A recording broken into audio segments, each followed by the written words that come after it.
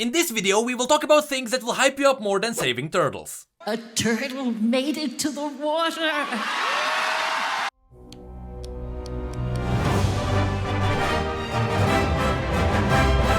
Hello everyone and welcome to another episode of Rift News, the show that serves you all the news in an acceptable format so you don't have to read outside of school. As always, there is a lot of stuff to go through, and especially with patch 8.22 being already deployed and with Preseason coming, we better not waste time. So let's have a look at live servers first. The majority of 8.22 was already released. I say the majority because in case you didn't know, Riot always dumps the entire patch on live servers at once, but they unlock all the skins over the following weeks. So the Praetorian skins were released last week. Both Praetorian Graves and Fiddlesticks are for 1350 RP, and both of them have 6 chroma skins, however the Ruby chroma is exclusive. So if you want to represent Mother Russia or bootleg America, you have to buy the entire bundle. We had a look at these last time, so let me quickly blitz through them. The Praetorian skins are themed after a futuristic world that unleashed these killer hunters after Pulsefire Ezreal opened far too many portals. The 1350 RP cost is well justified, because not only do their abilities have amazing new effects, but they also got brand new voice remake that turned their voices into robot sounds. Both of these guys are very immersive and I love them. The creepy electric tongue is a nice bonus too. A week after that, the program skins were released as well. Unlike the Praetorian line, these are not new, and they will fit into the program line right next to Lissandra and Soraka. Both program Nami and LeBlanc are also for the now standard 1350 RP. Both have brand new spell effects and robotic filters over their voice lines. They also have 6 chroma skins with a Ruby version being the exclusive one. But LeBlanc also has a 7th chroma that is not shown here. Previously, Riot revealed that the program LeBlanc will also get a chroma skin for the partner program. I think I get the pun here. But don't worry, Riot also announced that the partner program exclusive chromas will appear in the Blue Essence store 6 months after their release. So technically they are time exclusives. But if these skins don't sate your hunger for visual glory, boy does PBE have a massive treat for you in the form of 9 new skins. Let's start with, in my opinion, the little bit less interesting additions. Pyjama Guardians is a new addition into the Star Guardian universe. These new skins are the fluffier and cozier versions of their classic Star Guardian forms. Pyjama Guardians will not include every single Guardian, however. In fact, the 5 we are getting now is a mix between the 2 generations. We got Lux and Lulu from Generation 1, and Ezreal, Misfortune and Soraka from Generation 2.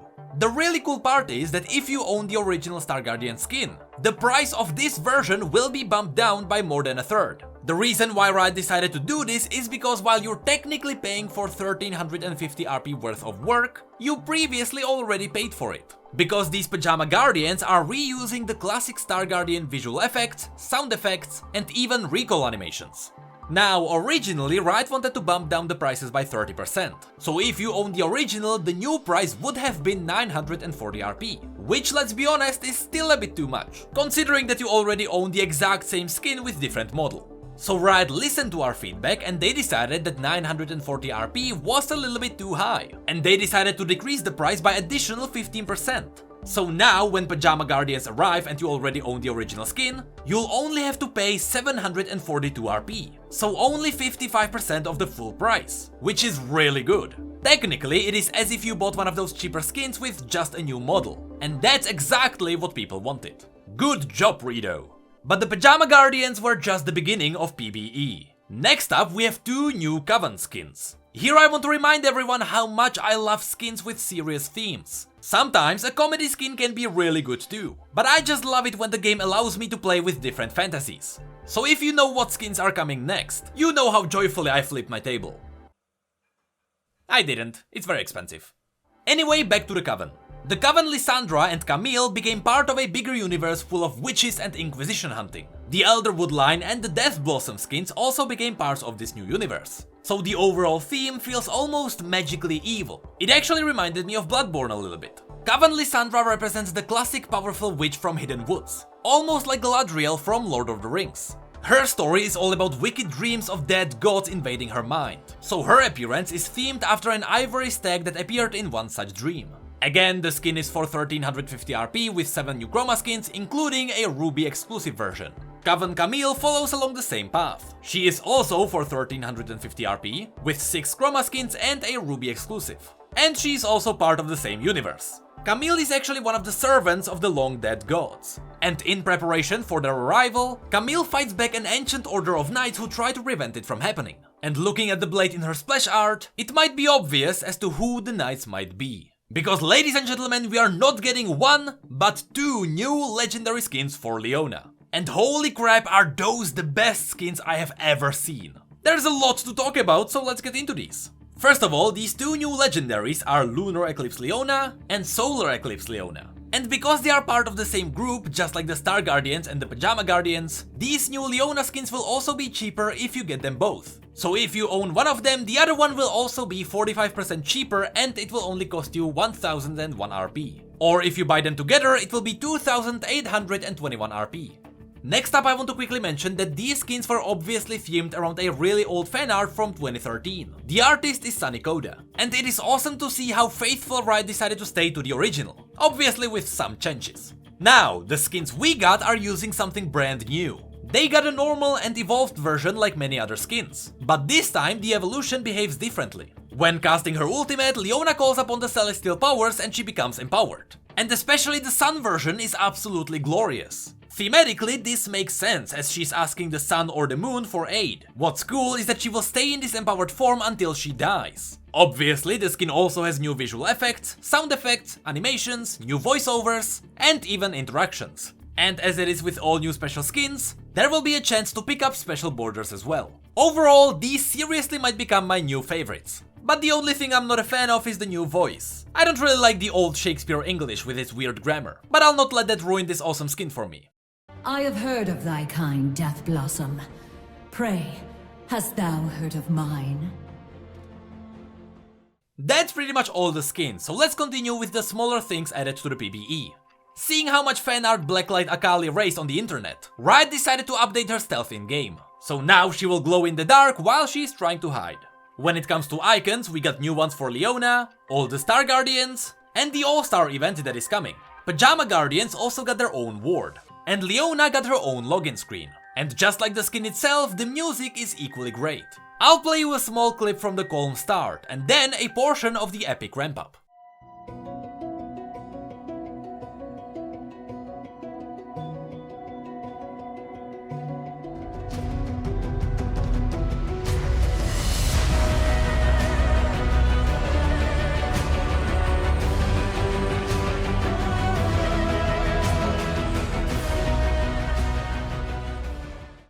That should be it for PBE, but we still got more news to go through. After the long delay, Clash is finally up on EU West again. Let's hope it actually launches this time.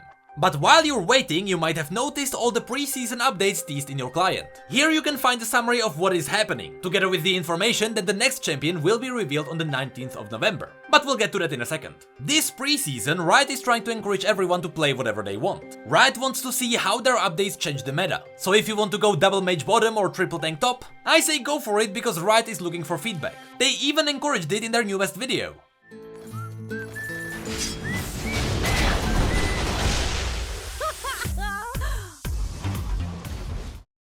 So as I mentioned, client holds the summary of what is happening in the preseason. We talked about all of this last time, so again, let's quickly blitz through it. Turret plating is a new mechanic that will enhance laning phase. In the early game, turrets will have 5 shields that will automatically disappear around the 12-minute mark. For every shield you destroy, you'll get local gold and experience. So not only does this prolong laning phase, but it also opens up new options for potential siege comps. Maybe now it will be worth it to go 2 pushing tanks in a lane so they can get all the gold and experience from the turrets. A nice bonus is that these more powerful turrets will be better at protecting you against early turret dives. The second important update is that runes are getting an extra layer on them. You will now be able to manually pick your passive stats from runes. So if you want to go Electrocute and Gathering Storm, while maintaining your defensive stats, you can just pick Scaling Health and Resistance instead of automatically getting more damage. And the last big update is comebacks. There is a new bounty system that counts minions towards your score. This means that regardless of how you are doing well, if you are doing well and you die, the enemy will get more gold. So if you are playing Farming Simulator Singed who's constantly dying, you are actually feeding the gold to the enemy. There is also a smaller update that might be very impactful as well. Minions will now scale into late game, which means that wave clear will not be as effective, and you'll need to plan more about pushing specific lanes. The side effect is that split pushing might be too powerful now, but that is what preseason is for. When it comes to ranked, seasons will now be split into smaller pieces called splits. One split will be only a couple of months long, so you will get more rewards over the year. Also, there will be a meter that will fill up the more you play, and if you fill it all the way up, you'll get even better rewards. And of course, the new borders and ranked armor will be included here. Also, the client tells us that this year's All-Star event will start on December the 6th, and it will feature a number of league partners that are not me.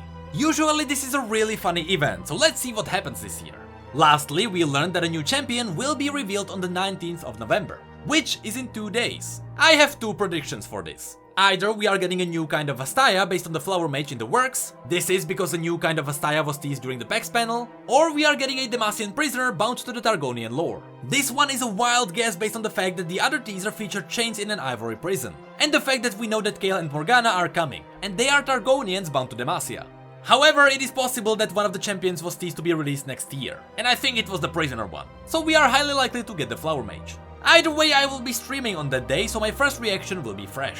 A nice bonus that not a lot of people know about is that there will be something else happening on that day too. It is called Zoe and Star Guardian crossover. A crossover that Thermal Kitten teased during the PAX panel as well. This seems to be its own event, so I wonder if it will focus on the new champion. But if it features Pajama Guardians, and if Zoe becomes the next Guardian, I really hope we are getting their onesies as merch.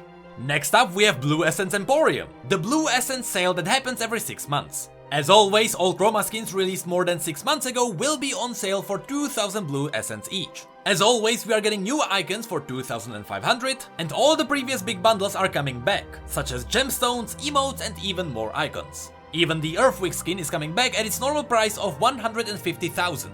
As a pre-season bonus, rune pages, summoner name changes and XP boosts will be on a 50% sale. These sales will start on November the 20th. And the last thing I want to mention in this video is a post by Meddler. Here he talks about 2 important things: PvE and Nexus Blitz that everyone loves. When it comes to PvE, the statistics from Odyssey showed them that people are interested in this. And he even mentioned that they are aware of people's interest in modifying champions for bigger fights, similar to raid style encounters. The stats showed that most people at least tried the new game mode, and a meaningful portion of them played it a lot, including me. The most common frustration was from trying to find teams for specific missions, so they will have to look into that because missions were important. Overall, they know they will try to do more with PvE, so we can expect more stuff like this in the future.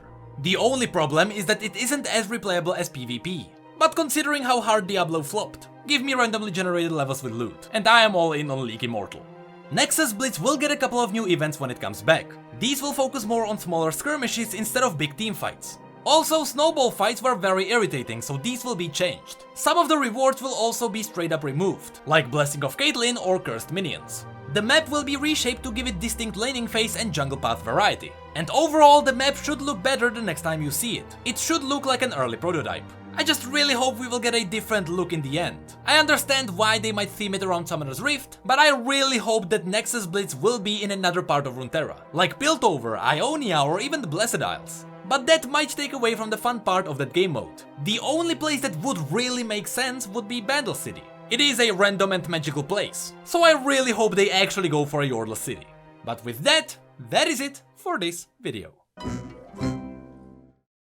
Hey, did you know that we have social media and Twitch where we talk about other League facts and stories? And did you know that we have Need mugs and shirts too? The links to all of that will be below. And as always, thank you, come again.